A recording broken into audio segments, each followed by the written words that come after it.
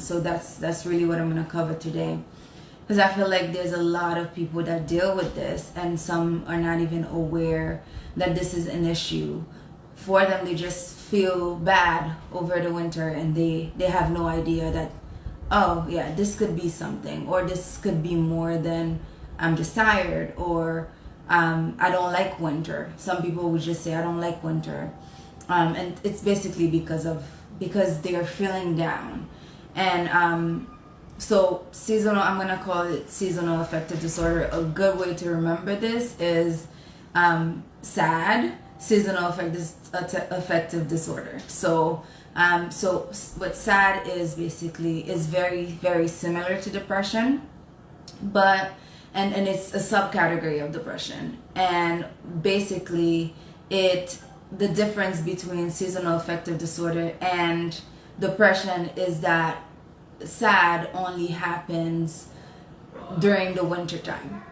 So usually in colder climates, colder countries, and in the places that, daylight saving and it gets dark, you would usually notice that people begin to feel the effects and the impacts of that. So when daylight saving happens, or around that time, like late fall, into the winter, you begin to, like, people sometimes begin to feel some of the symptoms of seasonal affective disorder.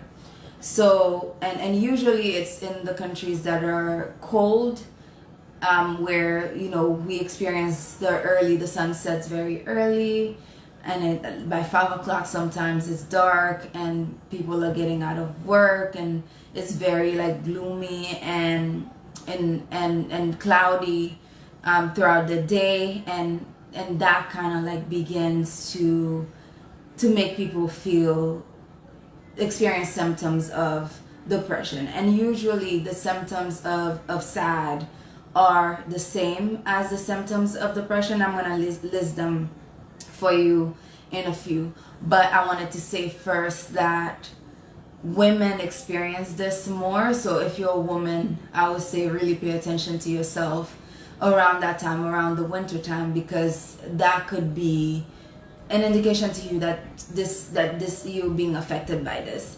And it's proven that younger people also deal more with seasonal affective disorder than I guess older people do. And some of the symptoms are exactly the same as symptoms of depression. So you would experience depressed mood, you would feel low, you will feel down, maybe you don't want to leave your house, and this has to be almost every day. Like you feel like, okay, my mood is low, I don't have energy to do the things that I would usually do when the sun is out or when it's not in the middle of winter. So you begin to also lose interest in some things that you would usually enjoy doing. So whatever hobbies you used to have, you notice that, okay, like you don't want to do those things anymore.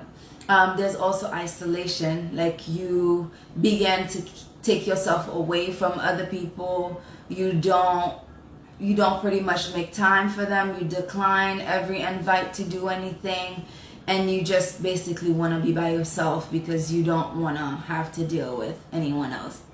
Low energy is another one. So you don't feel like you have the overall energy to do the daily things or the daily tasks that you would usually do on a regular day. And then your sleep is impacted. So your sleep and your appetite, right, are impacted, and those can be impacted.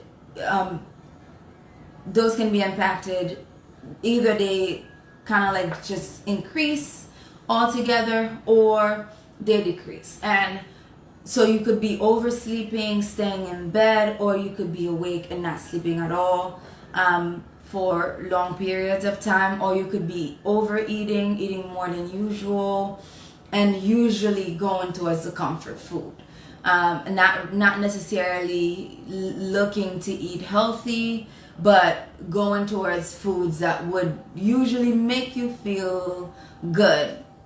And usually when people don't overeat, when they go the opposite direction, then their weight also tend to fluctuate. So if you have people around you during the winter time and you notice, and I know people wear coats, right? So it can be really hard to see, because if they're noticing that there's a significant change in the way they could somehow keep their coats on and hide it. But if you do notice and you're around a friend or you're around a family member and it's winter time and you notice, oh, this person has been more sad than usual, or this person has been avoiding me a lot, and you notice and you see, okay, a weight loss, like if you kind of like remove every physical conditions that the person could be actually struggling with, like let's say a sickness or a serious thing that a medical doctor would need to take care of, that could be a possible option. Seasonal affective disorder could be a possible option for the person, and that can kind of like just alert you, oh, something could be going on with my friend right now, let me pay attention. Or something could be going on with this family member, let me pay a little bit more attention, so that I could just ask them or check on them from time to time. And then the next thing is that the person feels sluggish and agitated, and that's also in line with the low energy. You kind of like just dragging yourself along. And let me just pause and say this doesn't mean that it's gonna look the exact same way for everyone, but these are just some signs and some signs that we can look for in people. And it doesn't mean that they're gonna meet every single one of those, but when we begin to see 2, 3, 4, 5, 6 of those symptoms, then we should stop and really notice. If it's in ourselves, really notice, okay, and admit to ourselves something's going on and I need to pay attention. But if it's going on in somebody else, just slowing down as well and asking them, are you okay? And how can I help? Or how are you feeling? The next symptom that I want to go over is you would notice that a person can't concentrate. Like I guess it would have to be somebody in your own house or somebody at work, that they can't really focus on what they're working on. They can't focus on tasks, and they get distracted very easily. And I think the most significant ones come at the end, like low self-esteem and feelings of hopelessness, worthlessness, like feeling worthless, or a lot of guilt can also be indications of this, if it comes with other things. And usually when people experience those things, it can, like hopelessness can lead to suicidal ideation. And that is why it's extremely important for us to pause and notice, because somebody who is depressed is not, and one thing that people say that is not correct about depression or seasonal affective disorder, the person is not doing it on purpose. It's not something that, okay, I just don't want to deal with people today, or I just don't feel like doing anything, right? It's not just a one-day thing. It's something that you would see a pattern of it in the person's life. So, and it's not like intentional. It's not something that the person is like, I'm just gonna do this because I want to. And imagine, like, I know that people describe depression sometimes as a cloud, like a dark cloud that comes over you and just brings that low energy, that sadness, and that kind of like I can't do anything type of thing, and I don't feel good about myself, and it's hard to shake. It's really hard to shake. So that's not something that we should take lightly, and it's not something that we should just look at and ignore when we notice it in others, because it's something that is very serious. And it is serious because a lot of people end up committing suicide as a result of depression, like because they're experiencing those depressive symptoms and they can't see past right now in the present, then they just choose to end their lives, because the pain and that comes from all of that is very hard to deal with. And when you lose hope, right, when you don't have hope, it's absolutely impossible for you to see a future, or for you to see any positivity in your future. So the removal of their hope is really the most significant thing, because it keeps them from dreaming. It keeps them from seeing past whatever it is, whatever feeling that they're experiencing at the moment. So I would say that's definitely a serious thing, and something that needs to really be talked about more in all communities altogether. So these are just some of the symptoms of seasonal affective disorder. And to differentiate it from depression is it would have to be present for at least 2 years. So you would have to experience some of those symptoms for at least 2 years, and then during the winter months it would have to be worse than it would be during the other months. So the depressive symptoms that you experience during the winter would need to feel worse or be worse than the non-winter months for it to be qualified as seasonal affective disorder. So I've gone through. Hi Ryan, thank you for joining. I've gone through all of the symptoms so far, and I just would like you guys to pause for a moment and just think back for the past couple of years. I know that it's been a pandemic. I know that a lot of people have been stuck inside. Some of us didn't have some people didn't have the chance to stay inside, or couldn't stay inside because the workers that had to go to the hospitals to work and to different places to work. But it's been a pandemic and there's been lockdowns, and just thinking back to the past couple of years, to the past 3 years, do you notice some of those symptoms during the winter months? If you think back, just think for yourself and see if any of those symptoms were present for those months. I talked about depressed mood, like sadness, low mood, loss of interest, having low energy, problems with sleeping too much or too little, eating too much or too little, weight loss or weight gain, feeling sluggish, agitated, having difficulty concentrating, fatigue, low self-esteem, and even thoughts of suicide for the ones that feel a little bit more extreme. And just think through those, and just take a moment if you need to pause this, if you're watching this after, or if you just need to take a moment now and just think through it to see, okay, have I seen these things in my life over the past 2 winters? And that's important because it's about to be winter again, and it tends to repeat itself. So, and that's why I really wanted to start this series to help people just get more information about those things, because it's harder to deal with things when it's cold and you stay inside and all of that. So I wanted to provide some tools so that everybody can be able to recognize if it's in you. So if you need to pause this, if you need to step away and just recognize if it's in you, I think it would be great, because it'll be able to help you just know more about yourself and know how you can best take care of yourself.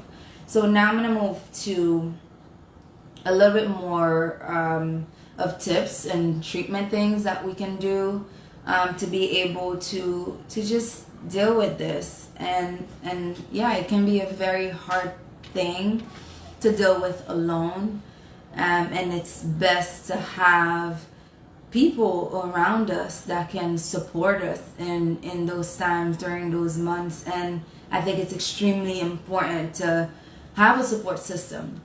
So if you don't have one, just begin trying your best to build one.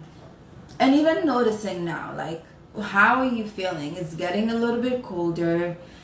Just checking in with yourself on a daily basis at the end of the day. How did I feel today? What were my thoughts like? My thoughts, like the things that I was thinking about throughout the day, were they positive, or were they thoughts like that were negative about myself, about the world around me, about others? And how did I feel altogether? And just analyzing and evaluating yourself and looking back at your day to just notice, okay, what is going on with me right now internally? And I think that's the thing, like most people don't take the time to slow down, right? Some people, they begin to watch more TV around this time because it's like, okay, it's something that's getting my mind off of what I'm feeling at the moment. So I'm just gonna do it so that I can avoid it. So I want to challenge you not to avoid those feelings and to really gain the strength while you know it's still a little bit warm, and a little less dark outside. If this is something that you struggle with, or even if you struggle with depression altogether, just challenging yourself to do something different this year so that the patterns and the cycle doesn't continue to happen. So so after you evaluate yourself, and if you notice that this is something that's been present or this is something that's there, just decide to talk to someone about it. Because dealing with something by yourself, and something like depression by yourself, because what it does, it isolates you. It makes you feel like you're alone and that you need to be by yourself. So you start to cut off people, or you start to distance yourself from other people. So just be honest with yourself, and see who in your circle that you can trust with this, or who do you know that you can talk about this with, and just be honest with someone about what you're feeling and what it is that has been happening internally for you. And what that does is that it brings it out into the light, so that it doesn't feel like a secret anymore. It doesn't feel like something that you have to just hold on to by yourself, and carry and bear the weight of that all by yourself. But it becomes something that you now can share with somebody else. And I don't think we were meant to do life alone. And if you have at least one person, one family member, one friend, I would say reach out to them and just be honest with how you're feeling. Most likely they will not judge you. Most likely they will not make you feel worse, but they will be there and supportive. And that's why it's also important to pick the right person to do this. And it can be helpful to get outside. And I know it's cold, we don't want to be outside, and sometimes it snows, we don't want to go outside. But at the same time, it can be extremely helpful to be outside, even though it's cloudy. But getting fresh air, getting outside of walls, right? Getting an open air is extremely helpful for this. And going out for a walk, and just clearing your mind, and it allows you to get away from anything that you would do generally to avoid what it is that you are struggling with. And it would allow you to make space for your thoughts, and to really begin to think about those things that are happening. And sometimes you can do it and not think about anything. Just do it so that your body can feel better. And that goes hand in hand, going for a walk with exercise. Exercise has been proven to help with depression and seasonal affective disorder. So if you find that you've tried that and it hasn't worked for you, then sure, it hasn't worked. Don't do that, and do the other ones. But for some people, and most, I would say, exercising helps with seasonal affective disorder and even depression. And next time or the next time, or whenever that's planned for, I will go more in depth about depression, and definitely basically things that we all can do, that you guys can do to take care of yourselves if you're dealing with that. So in addition to getting outside, I would say doing therapy. Therapy is a very good thing to have, because sometimes we recognize our patterns, but we feel somewhat hopeless, or we feel somewhat powerless against them. And getting with a professional that will be able to help just process some of the emotions that have to do with that, and going deeper, right? Going deeper and recognizing when this started. Is it attached to anything else? Is it a signal for something else, right? Is it telling you that, you need to pay attention to something else?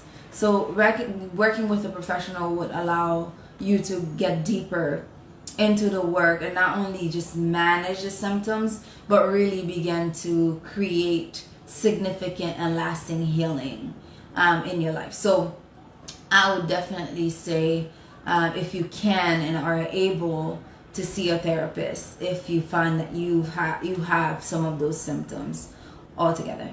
And the last resort, right? The last thing that I would say is, if sometimes it's worse, sometimes nothing that you do works. Sometimes you can try different things and it just doesn't help because it's that difficult.